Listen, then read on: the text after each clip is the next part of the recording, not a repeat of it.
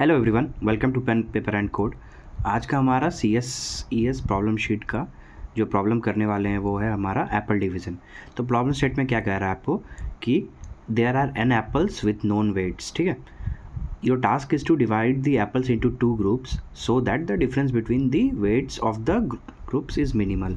इन short क्या कह रहा है, मान लो कि तुम्हारे पास n एप्पल्स दिया हुआ है, ठीक है, और सबका कोई वेट है, मान लो W1 W2 ऐसे करके मेरा W1 वेट्स है। ठीक है, अब ये सारे एप्पल्स को तुमको कितना क्या करना है, 2 ग्रुप्स में डिवाइड करना है। ठीक है, मान लो कि सेट 1 कह लेते हैं, सेट 2 कह लेते हैं। ठीक है, इन 2 ग्रुप्स को में तुमको डिवाइड करना है। ठीक है, मान लो कि कोई एप्पल 1 है, ठीक है, तो इसको मान लो कि ग्रुप 1 में डाल दिए, एप्पल 2 को ग्रुप 2 में डाल दिए, मान लो W3 W4 ऐसे करके कुछ n एप्पल्स को इधर रख लिए मान लो कि, और कुछ एप्पल्स को इधर हम लोग रख लिए, मान लो कि n-1 इधर आ गया। ऐसे करके कुछ भी किसी भी परम्यूटेशन कॉम्बिनेशन में 2 ग्रुप्स में बांट देना है, सच दैट इन सब का जो टोटल वेट होगा, मान लो उसी को कह लेते हैं S1, इन सब का टोटल वेट जो होगा वो उसको कह लेंगे S2। ठीक है, तो हमको ऐसे बताना है कि मिनिमम, ठीक है, वैल्यू S1 माइनस S2 का जो एब्सोल्यूट वैल्यू होगा ना, हमको इसको रिटर्न करके देना है। ठीक है, अच्छा समझ में आ गया क्या रिटर्न करना। तो जब भी ये सारे एप्पल्स हैं, हमारे पास हमेशा हर पर्टिकुलर एप्पल के लिए 2 चॉइसेस होगा, या तो उसको ग्रुप 1 में डालें या तो ग्रुप 2 में डालें, राइट, सेट 1 में डालें या सेट 2 में डालें। तो इस एप्पल के लिए 2 चॉइस है। ठीक है, इस एप्पल के लिए फिर 2 चॉइस हो गया कि ग्रुप 1 में डालें या ग्रुप 2 करके, ऐसे करके मेरे पास सबके लिए चॉइसेस होंगी। इस चीज़ को याद रखना।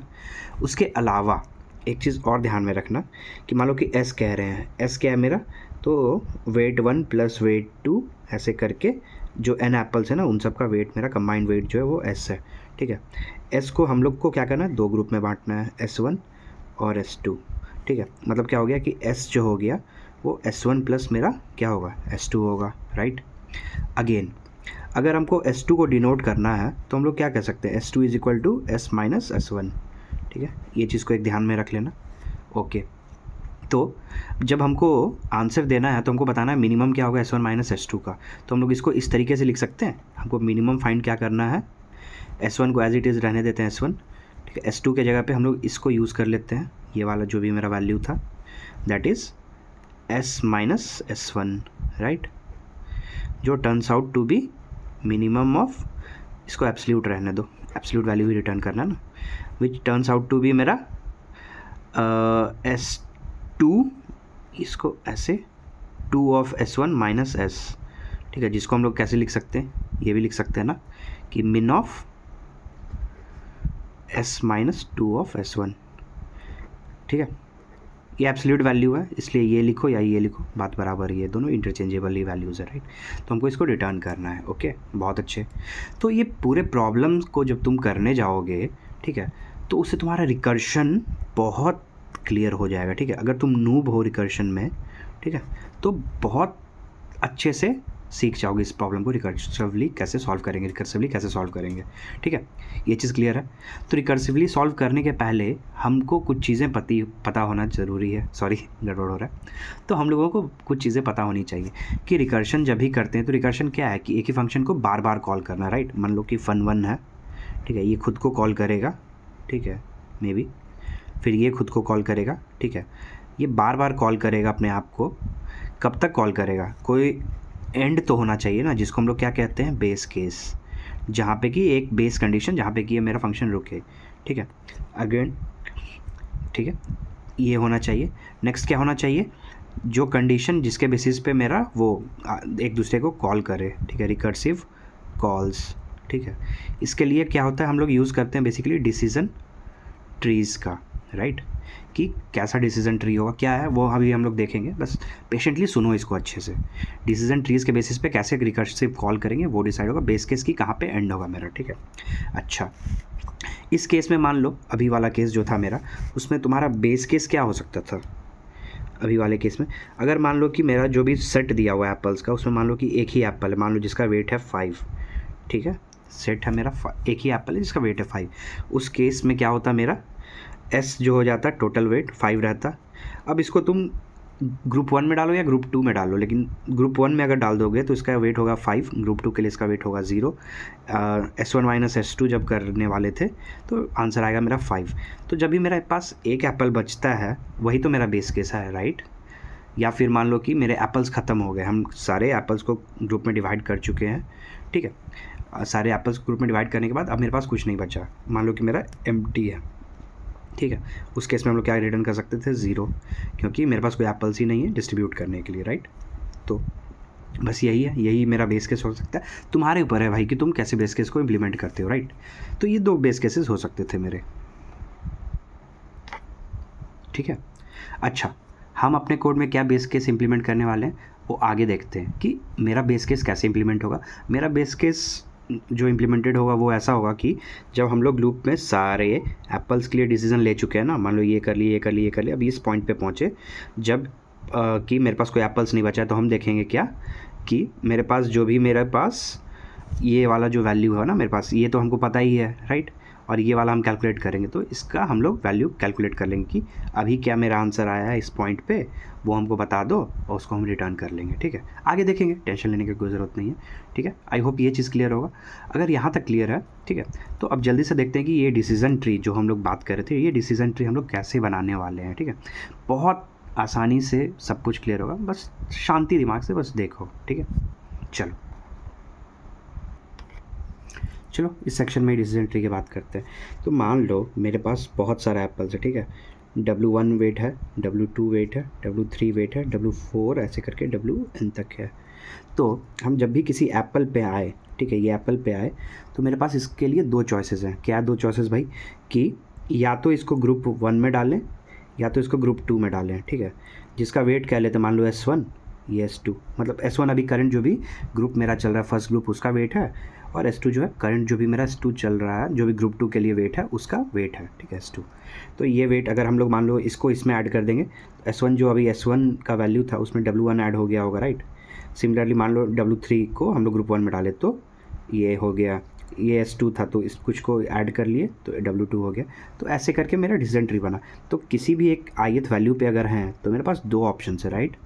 या इसको ग्रुप 1 में ऐड करो या ग्रुप 2 में ऐड करो। तो यही मेरा डिसीजन ट्री बनेगा जिस पे हम लोग रिकर्शन लिखने वाले हैं, राइट।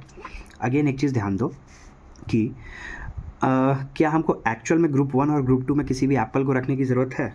क्या हम लोग इसको थोड़ा सा ऑल्टर कर सकते हैं? ऑल्टर एज इन क्या कि अगर कोई एक ith एप्पल है, या तो हम उसको ग्रुप 1 में रखें या फिर समहाउ ऐसे हैंडल कर लें कि अगर ग्रुप 1 में ऐड नहीं कर रहे हैं तो ऑब्वियस सा बात है कि वो किस में जाएगा, ग्रुप 2 में ही जाएगा, राइट।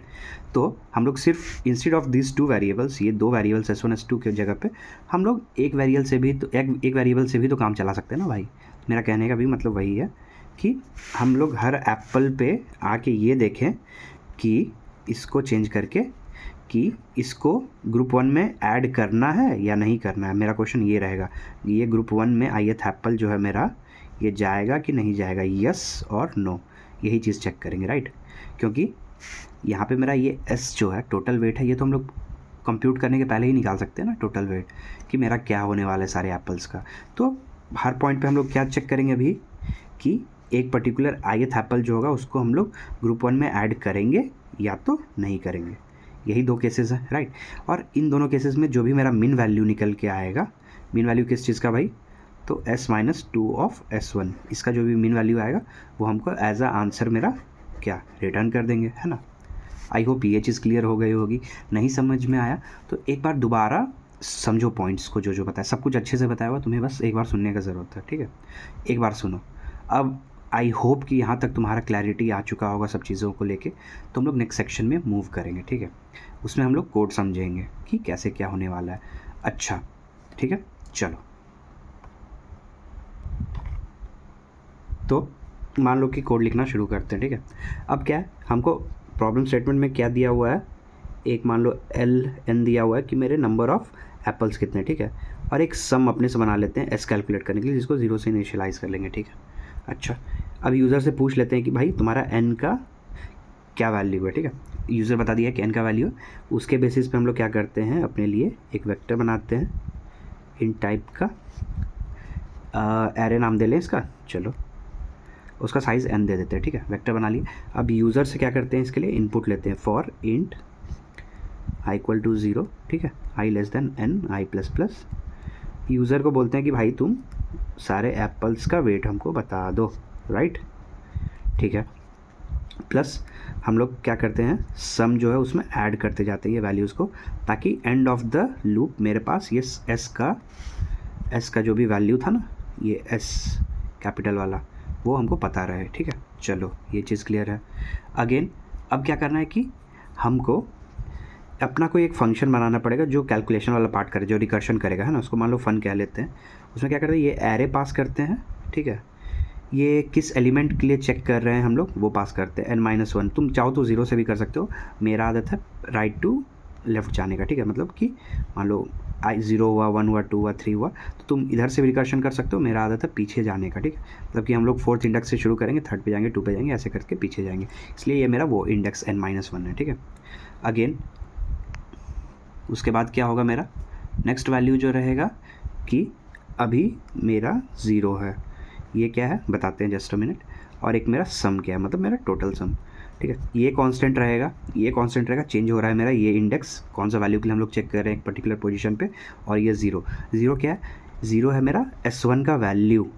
S1 क्या है, मतलब सेट 1 में, मतलब जो भी तुम ith वैल्यू इंडेक्स का देख रहे हो, इसको हमको सेट 1 में ऐड करना है कि नहीं करना है। और S1 क्या रहेगा मेरा, इसको इंक्लूड किए बिना अभी तक का मेरा जो टोटल वेट है उस पर्टिकुलर सेट 1 का, वो वेट मेरा ये रहेगा। ठीक है, इसका मान लो जो भी आंसर आएगा उसको इंट आंसर में रख लेते हैं। ठीक है, और उसको फिर क्या करेंगे, उसको प्रिंट करवा लेंगे, राइट। तो ये पार्ट ऑफ द कोड मेरा कंप्लीट है। ठीक है, हमको अब इसको इम्प्लीमेंट करके देखना है, ये मेरा मेन चीज़ है, राइट। चलो, तो उसके लिए क्या करते हैं भाई, चलो हम लोग क्या रिटर्न कर रहे हैं, इंट। तो इंट फंक्शन, उसके बाद मेरा पहला क्या था वैल्यू, वेक्टर इंट। ठीक है, एरे एम्परसेंड दे दो। ठीक है, इंट एन है मतलब जो भी इंडेक्स तुम यूज़ कर रहे हो, आई भी यूज़ कर सकते हो, तुम्हारे ऊपर है। ठीक है, एक है इंट, अगला क्या बात था मेरा, 0 वैल्यू था, राइट। 0 वैल्यू था जो कि था मेरा क्या, करंट सम या S1 जो कह लो, मान लो कि इसको सम ही कह लेते हैं अभी का। और एक कर लेते हैं इंट टोटल सम। ठीक है, मतलब कि मेरा जो भी सम वैल्यू था ना, टोटल सम, ये S, उसको हम लोग यहाँ पे टोटल सम कह दे रहे हैं। ठीक है, अच्छा बेस केस हम लोग जो लास्ट टाइम डिस्कस किए थे, बेस केस डिस्कस किए थे क्या, कि एक बचा है तब भी कर सकते हैं, या फिर ये मेरा पूरा एरे जो था एम्प्टी हो गया, हम सारे वैल्यूज़ के लिए चेक कर लिए, एम्प्टी एरे बचा, तो उस केस में क्या करें कि करंट, अब मेरे पास जो भी मेरा S1 और S2 का वैल्यू है, इसको कंप्यूट करते हैं। ठीक है, मतलब S1 माइनस S2 को कंप्यूट करते हैं और उसको रिटर्न करवा देते हैं, राइट। ये डिसाइड किया था ना, लिस्ट जब एम्प्टी हो चुका है मेरा, तो S1 का क्या वैल्यू है, S2 का क्या वैल्यू, दोनों को माइनस करो और रिटर्न करवा के चेक कर लो, उसमें से जो मिनिमम होगा हम लोग पिक करेंगे। अच्छा, S2 को तो यूज़ नहीं कर रहे हैं ना, तो एक्चुअल में S1 minus S2 is this value ना, S माइनस 2 ऑफ S1। इसका जो भी मिनिमम वैल्यू होगा, मिनिमम वैल्यू हम लोग उसको पिक कर लेंगे, राइट। तो इसी को ही मेरा बेस केस बनाते हैं, मतलब कि if n is less than 0। ठीक है, n लेस दैन 0 क्यों कह रहे हैं, क्योंकि हम स्टार्ट कैसे कर रहे थे, मान लो कि 0 1 2 3 है, 4 एप्पल्स था मेरे पास, 3 से शुरू किए, 2 से किए, 1 से किए, 0 से किए, इधर आ गए। ठीक है, ये एम्प्टी पार्ट पे हम लोग आ चुके हैं, जब मेरे पास पूरा ये लिस्ट मेरा क्या हो गया, एम्प्टी, राइट। इसलिए if n is less than 0, तो उस केस में हमको क्या रिटर्न करना है भाई, रिटर्न ABS, मतलब एब्सोल्यूट वैल्यू किसका, तो टोटल सम, मेरा जो भी मेरा टोटल सम है उसमें से माइनस करो क्या, 2 टाइम्स ऑफ सम। ठीक है, और इसको रिटर्न करो। ये इक्विवेलेंट किसका हो गया भाई, ये हो गया मेरा S minus twice of S1। ठीक है ना, इसके इक्विवेलेंट है मेरा ये पार्ट ऑफ द कोड। ठीक है, आई होप ये चीज़ क्लियर हो। अच्छा, अदरवाइज़ क्या करना था हमको, अदरवाइज़ क्या करते थे हम लोग कि भाई मान लो कि इंट, ठीक है, 2 वैल्यू है मेरे पास, हर टाइम पे 2 केसेस है ना, कि एक पर्टिकुलर वैल्यू जो ith वैल्यू है मेरा, उसको ग्रुप 1 में इंक्लूड करें या ना करें, राइट। तो मान लो एक बना लेते हैं हम लोग इंक्लूड। ठीक है, इंक्लूड, इसको 0 से इनिशियलाइज़ करते हैं। एक बनाते हैं एक्सक्लूड, इसको 0 से इनिशियलाइज़ करवाते हैं।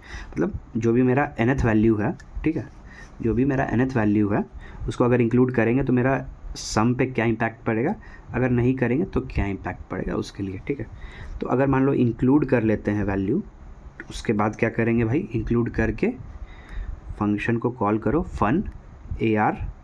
अब जो मेरा n था वो एक पोजीशन लेफ़्ट में जा रहे हैं, इसलिए n-1 ठीक है। अगेन सम पे क्या हो गया, और सम जो होगा सम में ऐड हो जाएगा ना, क्योंकि हम लोग अभी इंक्लूड कर रहे हैं अपने nth वैल्यू को, इसलिए सम प्लस AR ऑफ n, ठीक है, और टोटल सम तो एज इट इज़ ही रहेगा, ठीक। अब मान लो इसी को एक्सक्लूड कर लेते हैं कि हम लोग जो भी nth वैल्यू है उसको इंक्लूड नहीं करेंगे, तो उस केस में क्या होता है मेरा फन AR n-1 सम में कोई चेंजेस करना है क्या, नहीं, क्योंकि AR ऑफ n हम लोग इंक्लूड नहीं कर रहे हैं इसमें, राइट। तो इसको एज इट इज सम रहने देंगे, और टोटल सम, 2 वैल्यू आया मेरे पास। तो हम लोग को क्या करना था भाई कि इन दोनों का, ठीक है, इन दोनों केसेस में जो भी मेरा मिनिमम आया ना, हमको उसको उठाना है, ठीक है, उसको एज इट इज़ रिटर्न कर देंगे, ठीक है। तो भाई तुम जब आंसर रिटर्न कर रहे हो तो मेक श्योर कि you are returning minimum of INC/एक्सक्लूसिव, जो भी वैल्यू हो रहा है ये कर दो रिटर्न, ठीक है। आई होप ये चीज़ क्लियर होगा। तो मेरा पूरा कोड कंप्लीट हो चुका है, ठीक है। ये हमको आंसर रिटर्न करके दे देगा जो भी मेरा मिनिमम होने वाला है। यहाँ पे रिकर्शन बहुत ब्यूटीफुल टॉपिक है, इसको धीरे से समझो, अच्छे से समझो, बहुत ब्यूटीफुली ये काम करेगा। ये हर स्टेप पे कैलकुलेट कर रहा है ना मेरा मिनिमम क्या है, हर एक देखो nth वैल्यू के लिए ये कैलकुलेट कर रहा है, ठीक है। और उसके बाद जो भी मेरा ऑप्टिमल होगा ग्रीडी वे में, जो भी आंसर रिटर्न कर सकता है एज इट इज़, वो मिनिमम वैल्यू को रिटर्न कर रहा है, ठीक है। सोचो ये कैसे काम कर रहा होगा, n पे होगा, फिर n-1 पे गया होगा, n-2 पे गया होगा, ऐसे ऐसे करके ये 0th पे गया होगा, लिस्ट एम्प्टी हुआ, वहाँ पे कैलकुलेट किया, फिर से बैक ट्रैक किया, ये हर स्टेप पे क्या कर रहा होगा, ये पहले इंक्लूड करके देख रहा होगा, फिर इंक्लूड नहीं करके देख रहा होगा।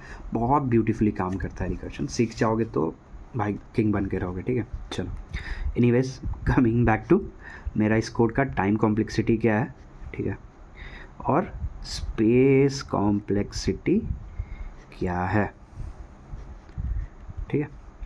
अच्छा, टाइम कॉम्प्लेक्सिटी कैसे देखोगे भाई, कोड में आओ। अच्छा, ये तो पूरा हम लोग इनपुट ले रहे हैं, n टाइम्स काम कर रहा है, तो ये हो गया मेरा ऑर्डर ऑफ n, राइट। और ये फंक्शन मान लो कि कॉल हुआ, तो इसको ऑर्डर ऑफ 1 अभी के लिए कह लेते हैं क्योंकि नॉर्मल फंक्शन कॉल है, ठीक है। अच्छा, अगेन ये पूरा स्टेटमेंट मेरा ऑर्डर ऑफ 1 टाइम में काम कर रहा है, ठीक है। ये भी ऑर्डर ऑफ 1 में, ये मेरा मेन पार्ट है, ये पूरे पार्ट का क्रक्स जो है ये। तो हर nth वैल्यू पे हम लोग क्या कर रहे हैं, 2 रिकर्सन कॉल्स कर रहे हैं, राइट। हर पॉइंट पे 2 रिकर्सिव कॉल्स कर रहे हैं, एक में इंक्लूड करके, एक में एक्सक्लूड करके, राइट। उस हिसाब से, ठीक है, हर पॉइंट पे मेरे पास 2 वेज हैं, क्या है, हर पॉइंट पे मेरे पास 2 वेज है, राइट। मान लो कि इस पे 2 वेज था कि इसको इंक्लूड करना है या नहीं करना, इसको इंक्लूड करना है या नहीं करना, 2 इंटू 2 इंटू ऐसे करके n टाइम्स में चला जाता है ये, है ना। तो जिसका क्या हो गया value 2 to the power n, right. तो यही मेरा टाइम कॉम्प्लेक्सिटी है। वर्स्ट केस में ये order of 2 to the power n जा रहा है ना। इसलिए हम लोग क्या लिख देंगे, कॉम्प्लेक्सिटी यहाँ पे 2 to the power n। I hope ये चीज़ क्लियर होगा।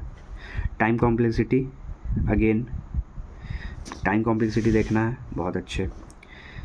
चलो एक्स्ट्रा स्पेसेस क्या ले रहे हो, ये ऑर्डर ऑफ n पे है, इसका स्पेस n पे डिपेंडेंट है। ये सम जो है ये कांस्टेंट टाइम में काम कर रहा होगा, तो ऑर्डर ऑफ 1 यहाँ पे अगेन आंसर कैलकुलेट कर रहे हैं, ठीक है। यहाँ पे भी एक्स्ट्रा स्पेसेस ये यूज़ कर रहा होगा ऑर्डर ऑफ 1 में, ठीक है। तो अगर इनपुट वाले को इंक्लूड कर देते हैं, क्योंकि इनपुट तो लेना ज़रूरी है भाई, ये कंप्यूटेशन में हम लोग यूज़ नहीं कर रहे हैं, ये इनपुट जो यूज़र दे रहा था वो स्टोर कर रहे हैं, तो इसको इग्नोर करते हैं। उसके अलावा तो मेरा क्या बचा, सब कुछ कांस्टेंट टाइम में हो रहा है, राइट। प्लस बस एक चीज़ एक्स्ट्रा हम लोग कर रहे हैं, क्या, ये जो पूरा रिकर्शन चल रहा है ना, ये क्या चलता है, ये स्टैक्स में चलता है, ये सिस्टम स्टैक्स में चल रहा होगा, राइट, है कि नहीं।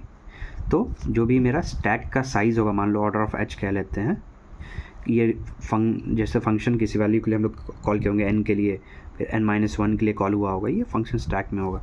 जो भी इसका हाइट होगा h, ठीक है, रिकर्सिव कॉल्स के लिए उसको कह लेते हैं, इसको ऑर्डर ऑफ h कह लेते हैं, where h is equal to system stack calls, ठीक है। चलो वर्स्ट केस में देखोगे, अगर वर्स्ट केस में ये भी तुम्हारा चला जाएगा, ऑर्डर ऑफ h जो होगा ये इक्वल टू हो जाएगा ऑर्डर ऑफ n, कैसे, n, n-1, n-2 ऐसे करते हैं ऑर्डर ऑफ 0 तक जाएगा, राइट। तो इसलिए order of n worst case में h कह सकते हो तुम, शॉर्ट। आई होप क्लैरिटी मिल चुकी होगी पूरे पिक्चर की, तुम्हें क्या कर रहे हैं, नहीं कर रहे हैं, क्यों कर रहे हैं, सबसे इंपॉर्टेंट चीज़ है ना। तो आई होप खुद से प्रॉब्लम ट्राई करो, मिलते हैं नेक्स्ट प्रॉब्लम में, चलो बाय।